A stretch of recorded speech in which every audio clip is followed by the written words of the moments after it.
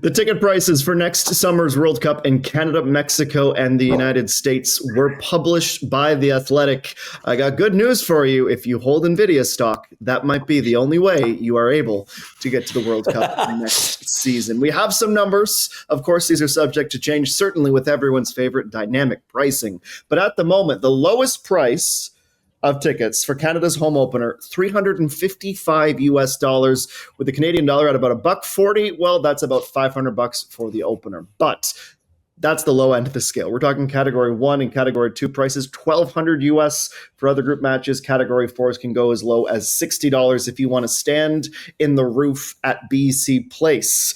What do you think of these numbers, Gareth? I mean, no one should be surprised by the fact that it's expensive. It's a worldwide event, but is having the World Cup in your backyard even something to be celebrated at this point? If the average person can't get there, it's really becoming an event for the wealthy. Yeah, well, that's sports essentially today. None of this surprises me whatsoever. We all knew that dynamic pricing was part of this. We all understood and were told what the tiering system looked like. It's until those numbers become public and you actually look at them and say, even if I could have got tickets, I probably can't afford this, or it might not be something that I could stomach. That's when the reality sinks in. And I think that that's what's happened here. The reality has set in that you probably can't get tickets, but if you can, it will cost you a lot. This was the thing about the expanded World Cup that I was hopeful about, that with more games, more participating nations, that it would mitigate some of these cost structures and prices that make it prohibitive for the average fan to go. The crazy thing about it though, Adam, people are going to pay these prices. This is the thing. We've all lived in not just America, in North America. AGR's out in Vancouver. We live in Toronto. To go out to a Maple Leafs game, a Raptors game, like a Blue Jays game, even if you look at their playoff tickets, it is extraordinarily expensive to consume. And the principals, the CEO of Live Nation this week spoke about for concert tickets where there's add-ons and fees and it's become incredibly expensive to go see your favorite musical artist or show. He was speaking this week that there's more wiggle room there, and they think that the tickets and the system that they have is actually underpricing. It's not pricing as high as they could go. So this is a real test of what the market wants to endure and what people can actually stomach. We live in an era where young people particularly, debt's not a thing. Charge it on the credit card and it's not a problem. I'll figure it out later. Meanwhile, people are stuck living with their parents until eternity. Like this is where we live now. So as long as people are going to continue to pay it, none of this surprises me. Do I think it's good for the game? No. Do I think it's good for fans, atmosphere, all these things? Absolutely not. I just want to share what's the most disconcerting part of all of this for me is that typically at the World Cup, there is a tier of tickets that are put aside specifically for people from that participating nation. So for South Africans at the South African World Cup, there's a specific tier of tickets that were allocated at a fair or reasonable price so people that are nationals or locals could go out and experience the World Cup. That's part of the carrot that's dangled, that if you're going to pay to have FIFA come in and run their own show and not pay taxes within the market and do their thing, that the local community gets something from it. So that is not part of this World Cup.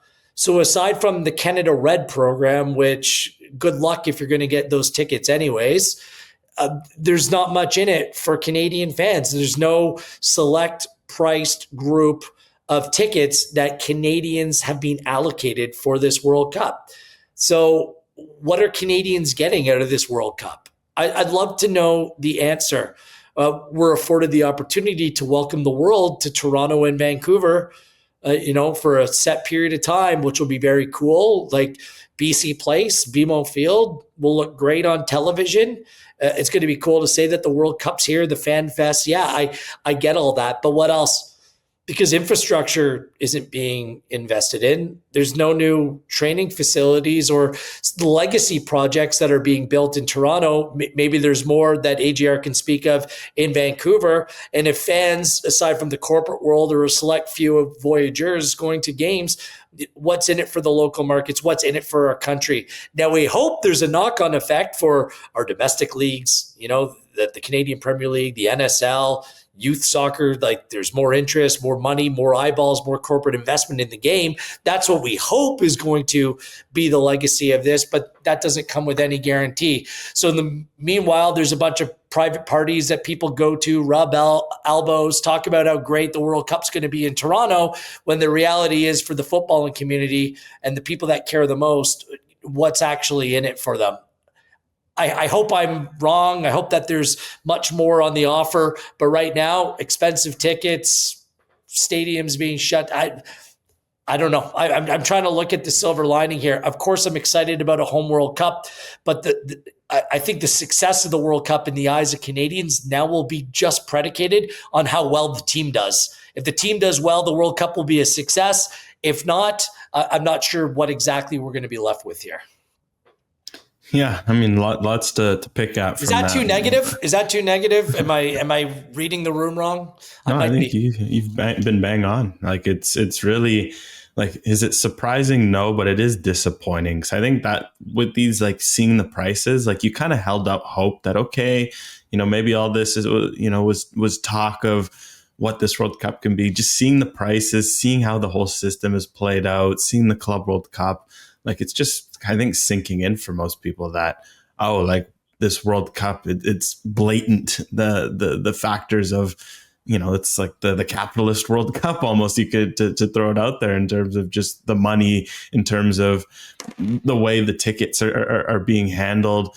And the thing is, like you mentioned, it's North American culture, and I just hate it. I don't know why we have this fascination of, when things are popular, that you gotta be it. You're willing to play. Like, even you think, like, so many examples I can go to, like, when the new iPhone dropped, like, a few weeks ago, you had people lining outside the store for days. Like, it's a freaking phone. What are we doing here, where you're lining up outside the building for 2 days in a tent to go buy a $1,500 phone that you're going to use for 2 years, and then do the same thing down the road? Concerts come to town, and people all of a sudden are willing to sell their kidney, essentially, to go listen to their artists, when, I don't know, I got a pair of JBL headphones, like, those does me just as good as listening to a concert where some drunk guy screaming in your ear and, the beer's $40. But whatever reason, those sorts of events have been built up in the minds of people, where you just want to go to the event. And it sucks, because the World Cup is obviously the sporting event. Like, what tops a World Cup? It's hard to think of many events that I would want to go to more than a World Cup final. And unfortunately, with the culture here, people are literally going to take that, like, they will do anything to get in. They will pay anything to get in. And you see it with the Super Bowls, right? Compared to the Champions League final, where the Champions League final, however it is, the teams that make it, they get about a 30-30 split of the tickets. The rest go to corporate, yes, but at least you're getting fans from teams in the game, and it's split up, and the prices are semi-affordable, compared to the Super Bowl, where it's a neutral venue beforehand, but it's all expensive. People are getting in $5,000, $10,000. It's just really the North American culture, and I hate that FIFA's tapped into it. So no, I agree with you, Will. It's kind of just sad to look at, because, to your point about Canada fans, I think Kevin Blue told me it was 8% of tickets they get for games goes to Canada Soccer, and, like, 8%, they want to take care of their alumni. They want to take care of their own players. They want to take care of referees, youth players, corporate. All of a sudden, where's the rest? 8%. Like, okay, maybe if, you give them 50%, 80%, 8% is a bit ludicrous. Those are just Canada games. Look, like, FIFA is going to take a lot of heat on this. FIFA are just playing within the ropes that have widely been established here. This is the thing. We live in, to your point, we live in a place where this is acceptable. Like, it's not as if dynamic pricing is new. It might be new for the World Cup and FIFA, but this is the world that we've been living in. Like, FIFA are just looking to run their business just the way that everything else is going. right? So FIFA will be portrayed as the big bad guy here, and that's up for each individual to choose who they want to blame for this. But this is just essentially the structure that we're living in. I don't agree with it. Like there needs to become a point where fans stand up for what they believe in. Like, for example, clubs across Europe, when tickets prices are raised or they feel like they're being taken advantage of, like there are mass protests. There are people out on the street activated, speaking out against the club in order to have their voices heard. Here in North America, that fandom is simply just taken for granted. Like that is the biggest thing here. And I think fans need more rights. They need more say. Look, again, this is an expanded World Cup that we're talking about. More games, more teams. That doesn't even mean that the product is going to be better on the field. So if you're going to charge more for the events, then I'll go back to it. What are the fans or the local population getting out of it? That's my biggest hang up here. You can charge these ticket prices. That's fine. Like people can decide whether they can afford or whether they want to spend that money or not. And the market will dictate that, and the ensuing atmosphere will be whatever it is to be. But at the same time, how is that money going back into the community to benefit the cities that are organizing and throwing these events? And how does it benefit the local communities?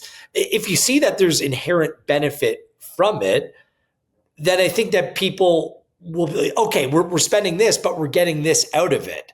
But I'm not sure that's how the relationship is working. I'd love to hear more from the Canadian organizing committee of this World Cup to properly explain what we're getting out of this. What is Canadian soccer, Toronto, Vancouver, the youth players, the communities, what are we getting out of this World Cup? And if that can be properly articulated and explained, then maybe some of these ticket prices make a little bit more sense. But the perception will be, holy shit, these tickets are expensive and I can't get them anyways. So where does that leave me? That's the big question coming out of today. All right, after 15 minutes of economics and a chance for me to go take a shower after hearing the exploitative nature of capitalism for the past 15 minutes, let's talk about something more palatable, and that's balls, Alex. That's balls. The Trianda ball in particular, the match ball for the 2026 FIFA World Cup, was unveiled yesterday. If I'm translating your Instagram reaction correctly, that means you were on the fence. You like the colors, but I think this is so-so. Is that the emoji translation? I'm getting head nods. From the press release, it can be translated as three waves. I'd like to know what else it can be translated as, Trianda. But your thoughts on what the players will be kicking around next summer, Alex? Yeah, it's decent. It's decent, but it can be better. I think that's why I'm like, like the colors are nice. I like the idea of actually leaning into the three co-host nations with, okay, you can actually feel a bit of Canadian flavor with the ball, Mexican flavor, American flavor with that, but there's just something that feels off with it. Also, like in terms of the stylistic nature of the ball, it sounds like this one could be very controversial. It's 4 panels. That sounds like, didn't we not learn anything from the Jabulani in the 8 panels or whatever it was? And I will tolerate absolutely no Jabulani slander. It says in the script here, will it go the way or consign to the Jabulani status? That is absolutely disgraceful for producer Oliver Platt. No slander. Yeah, I know. I love the Jabulani. It was a beautiful ball, but man, the carnage that it inflicted, and they moved away from that. And honestly, I feel like some of the balls they've had in the last few years, like I really liked the 2018 ball of all of them. I don't know why, that one just really stuck with me. The Brazuca was fantastic.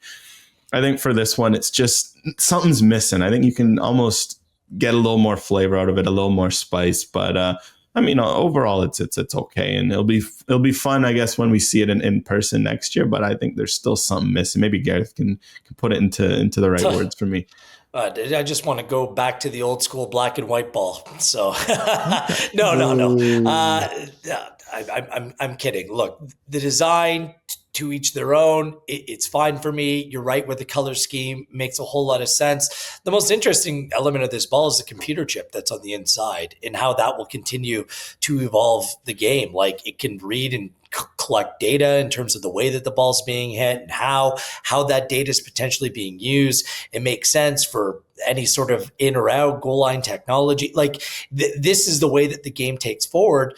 By all accounts, the Adidas people claim that players don't know the difference, that the fact that this chip is inside the ball, like that's really interesting for me. And that's the way that you kind of mesh technology with the functionality of the ball and all that. I don't, that for me is the most interesting element when I've done some watching and reading on this. So yeah, I don't get too geeked up about this sort of thing. I think that the team kits style wise, I like to, and Adam, you're the aficionado here, team kits, that interests me a whole lot more than the World Cup ball, but it's a part of history. It's a part of legacy, and the added dose of technology makes this one something to kind of monitor and follow a little bit more than potentially the others. As long as it's not no crazy dips or the ball's in, blowing up or flattening on the field or any sort of defect like that, I'm fine with it. But the technology, that's really interesting. Well, thank you, Gareth, for acknowledging my inadvertent financial bro on TikTok outfit for today. But yes, I too look forward to those kits being unveiled in the not so distant future. Let's see, the Trianda could be one for the memories.